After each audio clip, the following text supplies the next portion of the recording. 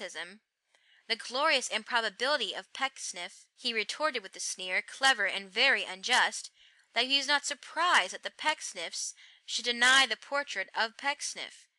When it was objected that the pride of old Paul Dombey breaks as abruptly as a stick, he tried to make out that there had been an absorbing psychological struggle going on in that gentleman all the time, which the reader was too stupid to perceive, which is, I am afraid, rubbish. And so, in a similar vein, he answered those who pointed out to him the obvious and not very shocking fact that our sentiments about Pickwick are very different in the second part of the book from our sentiments in the first, that we find ourselves at the beginning setting out in the company of a farcical old fool, if not a farcical old humbug, and that we find ourselves at the end saying farewell to a fine old England merchant, a monument of genial sanity. Dickens answered with the same ingenious self-justification as in other cases, that surely it often happened that a man met us first arrayed in his more grotesque qualities, and that fuller acquaintance unfolded his more serious merits. This, of course, is quite true, but I think an honest admirer of Pickwick will feel that is not an answer. For the fault in Pickwick, if it be a fault, is a change not in the hero, but in the whole atmosphere. The point is not that Pickwick turns into a different kind of man, it is that the Pickwick Papers turns into a different kind of book. And however artistic both parts may be, this combination must, in strict art, be called inartistic. A man is quite artistically justified in writing a tale in which a man as cowardly as Bob Acres becomes a man as brave as Hector. A man is quite artistically justified in writing a tale in which a man as cowardly as Bob Acres becomes a man as brave as Hector. But a man is not artistically justified in writing a tale which begins in the style of the Rivals and ends in the style of the Iliad. In other words, we do not mind the hero changing in the course of a book, but we are not prepared for the author changing in the course of the book. And the author did change in the course of this book. He made in the midst of this book a great discovery, which was a discovery of his destiny, or, what is more important, of his duty. That discovery turned him from the author of Sketches by Boz to the author of David Copperfield. And that discovery constituted the thing of which I have spoken, the outstanding and arresting original feature in the Pickwick Papers. Pickwick, I have said, is a romance of adventure, and Samuel Pickwick is the romantic adventurer.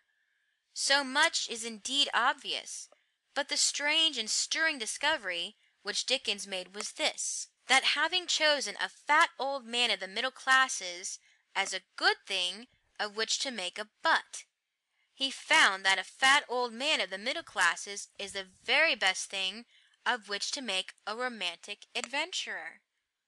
Pickwick is supremely original in that it is the adventures of an old man.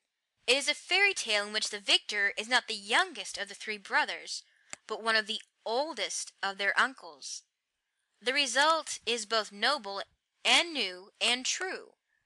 There is nothing which so much needs simplicity as adventure, but there is no one who so much possesses simplicity as an honest and elderly man of business.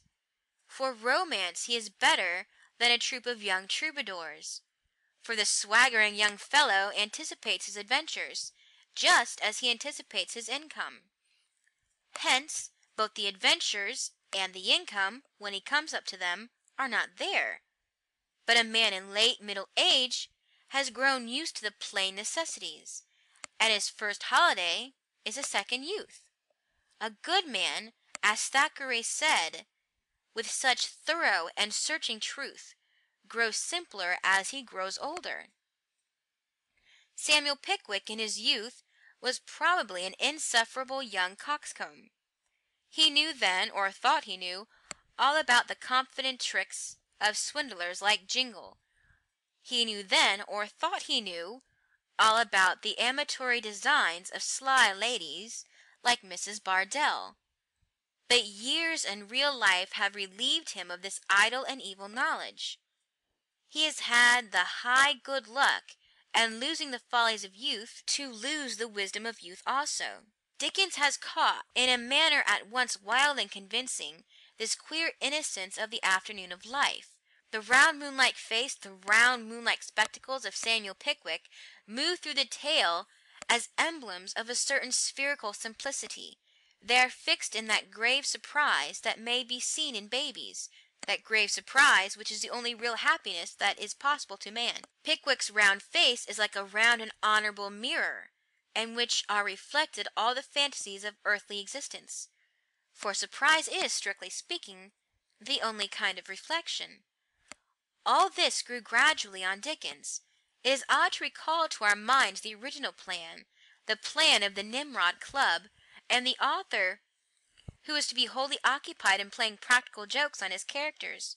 He had chosen, or somebody else had chosen, that corpulent old simpleton as a person peculiarly fitted to fall down trap-doors, to shoot over butter slides, to struggle with apple pie beds, to be tipped out of carts and dipped into horse-ponds. But Dickens, and Dickens only, discovered as he went on how fitted that fat old man was to rescue ladies, to defy tyrants, to dance, to leap, to experiment with life, to be a deux et machina, and even a knight-errant. Dickens made this discovery.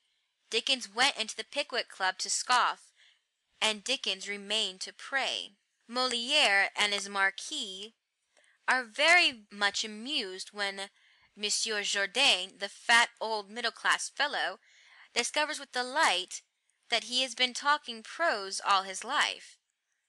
I have often wondered whether Molière saw how, in this fact, Monsieur Jourdain towers above them all, and touches the stars. He has the freshness to enjoy a fresh fact, the freshness to enjoy even an old one.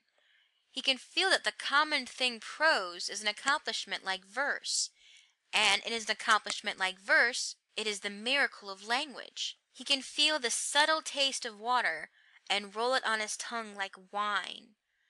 His simple vanity and veracity, his innocent love of living, his ignorant love of learning, are things far fuller of romance than the weariness and foppishness of the sniggering cavaliers.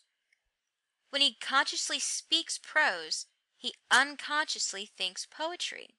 It would be better for us all if we were as conscious that supper is supper, or that life is life, as this true romantic was that prose is actually prose. Monsieur Jourdain is here the type. Mr. Pickwick is elsewhere the type of this true and neglected thing, the romance of the middle classes. It is the custom in our little epoch to sneer at the middle classes. Cockney artists profess to find the bourgeoisie dull, as if artists had any business to find anything dull. Decadence talk contemptuously of its conventions and its set tasks.